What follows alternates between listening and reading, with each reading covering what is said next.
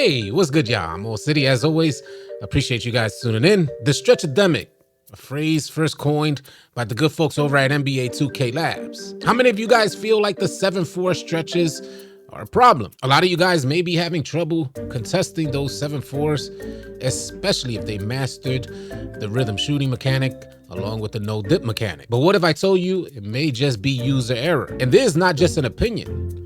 These are the details that we've got from test results, along with what Mike Wang had to say about defensive contests. If you guys want to learn how to stop the 7-4, you've come to the right place. We're about to get into all the details. If any of you guys are new here, consider dropping a like and a sub. Leave your thoughts in the comment section below. Let's get to the video.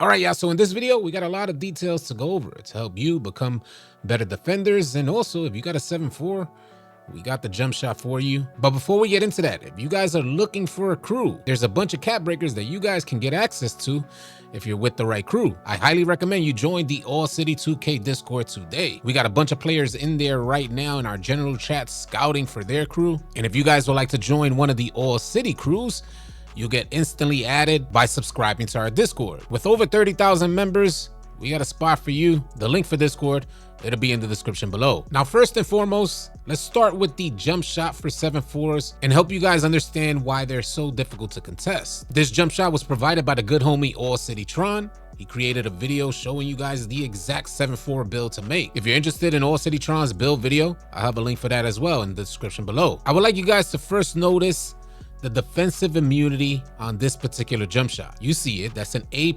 defensive immunity. This jump shot has a B+ release height, but to offset the release height, you got an A+ speed. We recently found out through the test results from the good folks over at NBA 2K Labs, and by the way, if you guys are looking for the absolute best jump shots in the game, and this is for whatever build you're using out there, I'd recommend signing up for NBA 2K Labs Premium.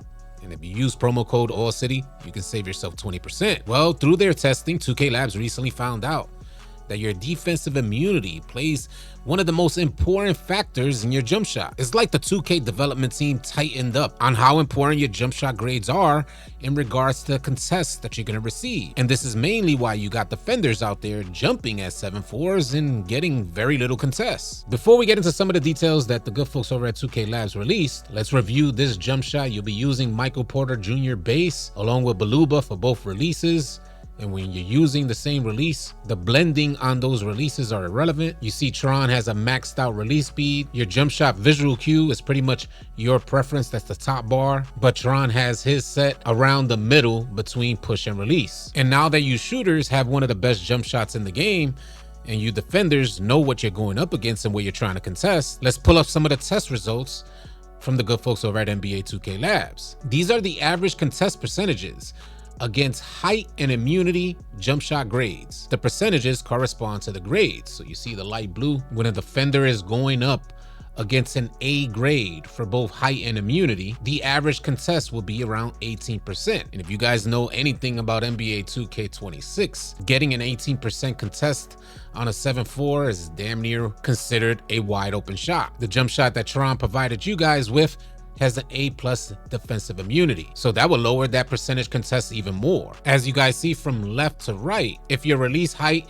and defensive immunity is say like a B, that defensive percentage contest is increased damn near double respectively as you create custom jump shots with lower grades for both release height and defensive immunity. You're just making it a lot easier on the defense, and the defensive contests will steadily increase. Now in regards to defenders and the two main attributes that you guys may want to consider for getting good contests on a 7-4. Firstly, from personal experience, we found that it's best to match up. Having our tallest defender on the court, which is usually our center, match up against the 7-4. We learned that through personal experience before even seeing these test results. The good folks over at 2K Labs released this key bit of information about the best height to use against a 7-4 shooting. As you guys see in this graph, the two best defenders to place against a 7-4 shooting is a 6'11 build or a 7-4 build. And this is just plain hands up defense. The 6'11 with a 71 perimeter defense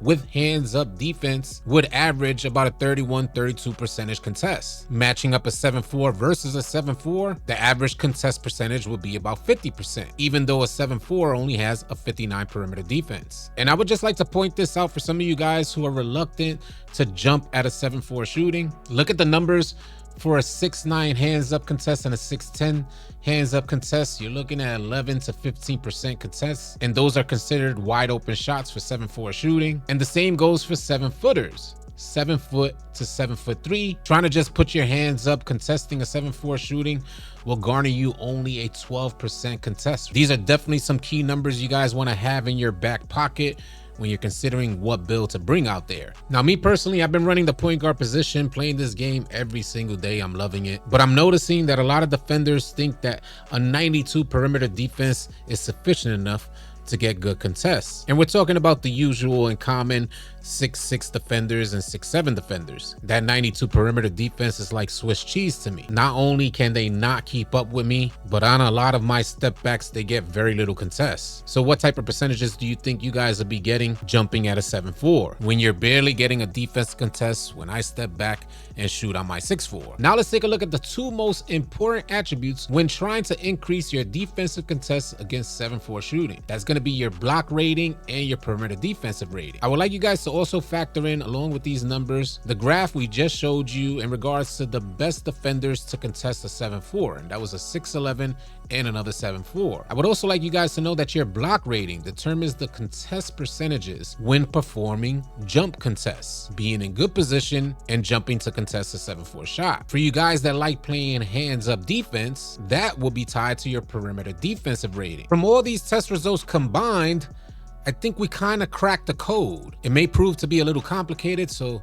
try and listen up. A 6'11 defender and a 7'4 defender are the best defenders to place against a 7-4 shooting. But both a 6'11 and a 7'4 cannot get a 99 perimeter defense, but they can get a 99 block. Referencing the left side graph, for block rating average contest percentages, a jump contest with good positioning while having a 99 block will garner defenders a 96% contest on average. And considering the perimeter defensive attribute for 7-4s guarding a 7-4 shooting, and if 7-4s just play good defense with good positioning, they will receive about a 50% contest on average. That's just with hands up. And from all these numbers, what we're learning is that it's best to match up when you go out there. I know a lot of you lockdowns out there with high perimeter defense and high block rating are thinking that you should be able to contest against a 7-4, even though that 7-4 has about a good 10 inches to shoot over you. Some of you guys may be thinking, well, I got Challenger on Legend, I should be getting that contest. That's something else I want to mention very quickly. NBA 2K last found out that Challenger does not affect the contest rating, but it's more so created to help players get into better positioning. In other words, it's basically a defensive IQ thing, how you use the badge and how you allow the badge to help you. Challenger alone will not make up for poor defensive IQ. Now, all these numbers are just confirmation for what we've seen out there and how we've adjusted to the offense. And to simplify it and put it all in layman's, the ideal lineup that you guys should have out there is a 99 perimeter defensive type of lockdown. He's going to primarily play the ball hand. You're going to need a good swing with a high steal rating, a high block rating, high rebounding. Your swing will primarily play the middle if he's not playing the 7-4 shooting. He'll play around the foul line, guarding the passing lanes, and helping to play perimeter defense on a pick and roll. And you're also going to need either a 6'11 center or a 7'4 center